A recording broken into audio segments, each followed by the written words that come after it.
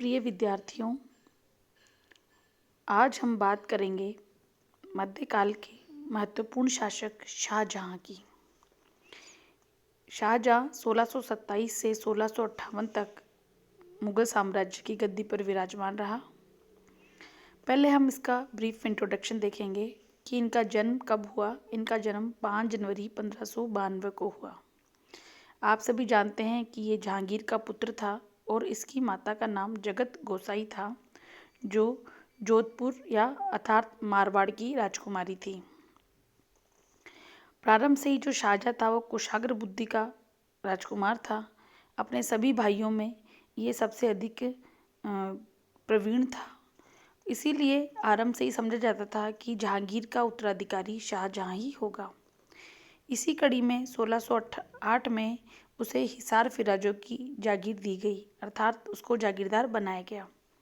और जो हिसार फिरोजा की जो जागीर थी वो ये माना जाता था कि जो युवराज पद के लिए जो दावेदार होता है उसी को ये जागीर दी जाती है। तो ये स्पष्ट होता है कि ये प्रारंभ से ही अपने उत्तराधिकार की जो लड़ाई थी उसमें नंबर 1 पे चल रहा था। लेकिन नूरजहां के का आपको पता है, मैंने पिछले वीडियो में बताया था कि नूरजहां का जहांगीर पर बहुत अधिक प्रभाव था और नूरजहां चाहती थी कि शाहजहां की बजाय जो शहरयार जो उसका दामाद था वो शासक बने। इसीलिए जो शासक बनने में थोड़ी शाहजहां को कठिनाई हुई, क्योंकि जब जहांगीर की मृत्यु हुई तो नूरजहां ने अपने भाई, उसका नाम था आसफ खां, उसको बंदी बनाने का प्रयास किया। क्योंकि जो आसफ खां था वो खुर्रम का समर्थक था। खुर्रम किसका नाम था? शाहजहां का नाम था बचपन का। लेकिन जो आसफ खां था वो समझ गया था कि उसकी बहन है वो उसकी विरोधी है। अतः आसफ खां ने जो उसके साम्राज्य के प्रमुख अमीर वर्ग थे उनको खुर्रम को सम्राट घोषित करने के लिए अपने साथ ले लिया। और उस समय जो शाहजहां था अर्थात खुर्रम दक्षिण में गया हुआ था, उसको ये सूचना भिजवा दी कि वो जल्दी से जल्दी कहाँ पहुँचे? दिल्ली पहुँचे।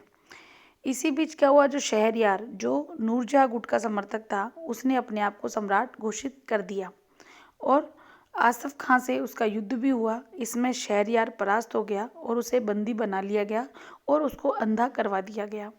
मुगल साम्राज्य में ये एक नियम था कि जो कोई अंधा व्यक्ति होता था वो शासक नहीं बन सकता था। इसलिए उसको मार कर नहीं मारा, अपितु उसकी आंखें निकलवा दी गई। उधर शाहजहां ने बाद में ये गुप्त सूचना दी कि जितने भी जो राजकुमार हैं, जितने भी जो राजपद के दावेदार हो सकते हैं, उनको मौत के घाट उतार दिया जाए। और आसफ खान ने इसी का पालन किया और जितने भी उसके युवराज थे या जितने भी राजकुमार थे राज्य में, उन सबको मार दिया गया। इसके बाद 6 फरवरी 1628 को शाहजहां मुगल तख्त पर बैठा और इस अवसर पर उसने खुतबा पढ़वाया, सिक्के ढलवाए और इसी साथ उन्होंने आसफ खां को 8000 जात और 8000 सवार का मनसब देकर वजीर के पद पर नियुक्त कर दिया। अर्थात हम देखते हैं कि 6 फरवरी 1628 को किसका राज्याभिषेक हुआ? शाहजहां का राज्याभिषेक हुआ। नूरजहां जो अभी तक जहांगीर के काल में शासन में महत्वपूर्ण भूमिका निभाती थी, अब उसको पेंशन दे करके लाहौर भेज दिया गया और उसने जीवन के अंतिम दिन 1645 तक लाहौर में ही व्यतीत किए गए। और मुगल सत्ता का एकमात्र जो प्रमुख प्रतिनिधि कौन बन गया? शाहजहां बन गया। शाहजहां के काल की घटनाओं में 2 महत्वपूर्ण जो विद्रोह आते हैं, उनमें एक है खाने जहां लोधी का विद्रोह और दूसरा आपका आता है बुंदेलखंड का विद्रोह। जो खाने जहां लोधी का विद्रोह था ये एक महत्वपूर्ण विद्रोह था जो इसके प्रारंभ में ही कब हुआ?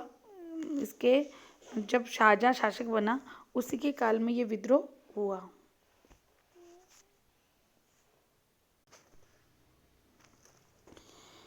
खाने जहां लोधी जो था वो नूरजहां ने जब महाबत खां को बंगाल स्थानांतरित किया था तब खाने जहां लोधी को दक्षिण में भेज दिया गया था और उसको राजकुमार परवेज का सलाहकार नियुक्त किया गया था। ठीक है। जो खाने जहां लोधी था वो एक महत्वपूर्ण सरदार था मुगल सम्राट का और उसने निजाम शाह से घूस लेकर बालाघाट का प्रदेश उसे दे दिया। जहांगीर की जब मृत्यु हुई तब जो खानेजहाँ लोदी ने शहरयार का पक्ष लिया था कि वो शहरयार वहाँ का शासक बने, किंतु जब शहरयार पराजित हुआ तो अंत में खानेजहाँ लोदी ने आत्मसमर्पण कर दिया और शाहजहाँ से क्षमा याचना की। शाहजहाँ ने भी उसे क्षमा कर दिया और पहले की तरह उसे दक्षिण की सूबेदारी वापस सौंप दी।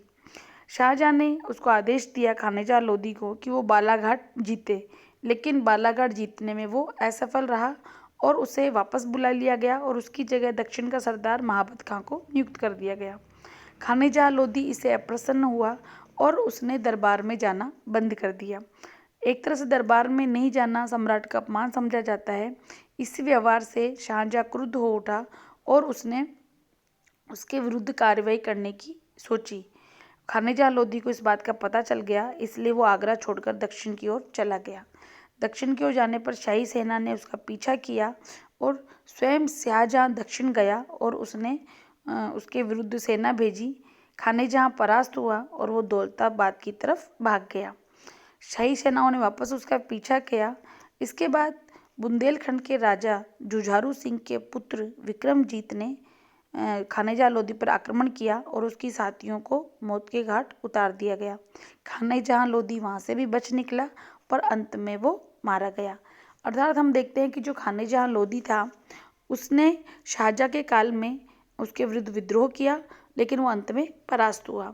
इसके बाद जो अगला महत्वपूर्ण जो विद्रोह आता है वो है बुंदेलखंड का विद्रोह। बुंदेलखंड जो था वो जो वीर सिंह बुंदेला था उसकी रियासत थी और जहांगीर ने वीर सिंह बुंदेला को ये उच्च पद प्रदान किया था। लेकिन जब वीर सिंह की मृत्यु हुई तो उसके बाद उसका पुत्र जुझारू सिंह गद्दी पर बैठा और वो शाहजहाँ की सेवा में आगरा में आ गया। लेकिन जुझारू सिंह का जो पुत्र था विक्रमाजीत, वो एक अमानवीय शासक था। उसे जनता पर अत्यधिक अत्याचार किए और अत्यधिक मात्रा में धन संग्रह कर लिया। शाहजहाँ ने एक आदेश दिया कि जितने भी कर एकत्र किए हैं उसकी जांच करवाई जाए। इस पर जुझारू सिंह ओरछा वापस लौट गया और सम्राट के विरुद्ध विद्रोह कर दिया। तब शाहजहाँ ने महाबत खां को जुझारू सिंह के विरुद्ध सेना लेके भेजा। सेना का आमना सामना होता उससे पहले ही जुझारू सिंह ने क्या किया, आत्मसमर्पण कर दिया और उसने सम्राट से क्या की, क्षमा की मांग की। 5 वर्ष तक उसने दक्षिण में निष्ठापूर्वक कार्य भी किया। उसके बाद वो ओरछा वापस लौट आया। उसने वापस धन संपदा एकत्रित कर ली। इसके बाद शाहजहाँ ने वापस औरंगजेब को उसके विरुद्ध सेना लेकर भेजा। औरंगजेब ने कई भागों पर कब्जा कर लिया। जुझारू सिंह परास्त हुआ और उसका जो पुत्र था वो जंगल की तरफ भाग गया, लेकिन वहाँ गोंडों ने, जंगल में जो आदिवासी जातियाँ थीं, उन्होंने पिता पुत्र को मार डाला। जुझारू सिंह के अन्य 2 पुत्र थे, उनको मुसलमान बना लिया गया और उसके बाद उनको जिन्होंने मुसलमान बनने से इनकार किया उनको क्या किया, मौत के घाट उतार दिया गया। ओरछा के जो मंदिर थे उनको बहुत अधिक मात्रा में हानि पहुंचाई गई, उनको नष्ट किया गया और जो भवन थे उनको क्या किया गया, मस्जिदों में बदल दिया गया। तो इस प्रकार हम देखते हैं कि जो शाहजहाँ के काल में खानेजहाँ लोदी का विद्रोह और बुंदेलखंड का विद्रोह 2 महत्वपूर्ण विद्रोह हुए। कई बार आपके एग्जाम्स में पूछा जा सकता है शॉर्ट नोट में कि खानेजहाँ लोदी के बारे में बताइए, या बुंदेलखंड का विद्रोह कब हुआ था, या फिर जुझारू सिंह कहाँ का शासक था। तो आपके छोटे क्वेश्चन में भी ये क्वेश्चन बन सकते हैं। एक महत्वपूर्ण जो काम था शाहजहाँ के काल में वो था पुर्तगालियों का दमन। इस काल में जो पुर्तगाली जो लोग थे वो भारत के पश्चिमी तट पर अपने पैर जमाने लग गए थे। पश्चिमी तट के बाद उन्होंने बंगाल पर भी अपना अधिकार करना शुरू कर दिया था। व्यापार के साथ साथ जो ईसाई मिशनरी होते थे पुर्तगालियों के, वो आम जनता को ज़बरदस्ती क्या कर रहे थे, उनका धर्म बलात् ईसाई बना रहे थे, उनको धर्म परिवर्तन करा रहे थे। इसलिए शाहजहाँ ने पुर्तगालियों का दमन करने के लिए एक सेना भेजी। सेना का और पुर्तगालियों का 3 वर्ष तक संघर्ष चलता रहा और अंत में पुर्तगालियों की क्या हुई, पराजय हुई। बहुत सारे पुर्तगाली इसमें मारे गए। इसके अलावा 400 पुर्तगालियों को बंदी बनाकर आगरा लाया गया और उनको इस्लाम स्वीकार करवाया गया। तो हम देखते हैं कि इस प्रकार जो पुर्तगाली थे उनका एक तरह से दमन शाहजहाँ के काल में किया गया। शाहजहाँ की जो दक्षिण नीति और जो मध्य एशियाई जो नीति रही उसको हम अलग से एक टॉपिक में डिस्कस करेंगे। सितंबर 1657 में शाहजहां गंभीर रूप से बीमार हो गया। अंतिम दिनों में उसके चारों पुत्रों में उत्तराधिकार के लिए संघर्ष छिड़ गया। औरंगजेब ने शाहजहां को बंदी बना लिया और इसके बाद जीवन के अंतिम 8 वर्ष शाहजहां ने बंदी के रूप में ही आगरा के किले में व्यतीत किए। इस समय उसकी देखभाल उसकी पुत्री जहांआरा बेगम ने की थी। अंत में 22 जनवरी 1666 को 74 वर्ष की आयु में उसकी मृत्यु हुई।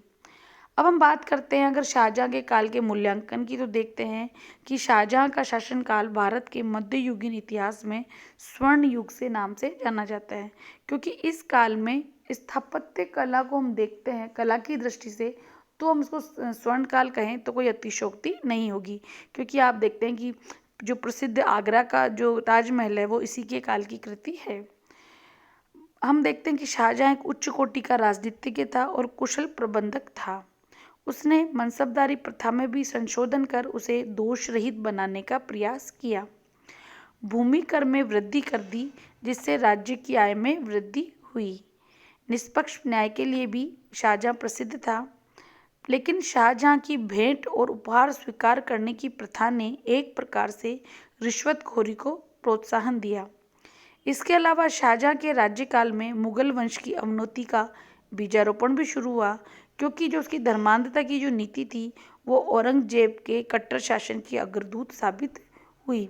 अर्थात अगर हम मूल्यांकन की बात करते हैं, एक आलोचनात्मक अध्ययन की बात करते हैं, तो देखते हैं कि शाहजहां के काल में कुछ उचित कार्य भी हुए, लेकिन अवनति जो मुगल काल में धीरे धीरे उस काल का उसमें बीजारोपण शुरू हो गया था, क्योंकि अत्यधिक कर की मात्रा ने जो सामान्य जनता पर बहुत अधिक आर्थिक भार ला दिया था और इससे सामान्य जनता धीरे धीरे गरीब होती चली गई और उनके जो सामान्य जीवन था वो कठिन हो गया। अर्थात इस प्रकार शाहजहां को हम एक तरह से एक अकबर की तरह महान शासक नहीं कह सकते, क्योंकि यद्यपि उसने स्थापत्य कला में बहुत अधिक मात्रा में निर्माण कराया, कला को बहुत अधिक प्रोत्साहन दिया, लेकिन आम जनता के लिए वो इतना लोकोपकारी सिद्ध नहीं हो सका। इसी के साथ ये टॉपिक ख़त्म होता है। धन्यवाद।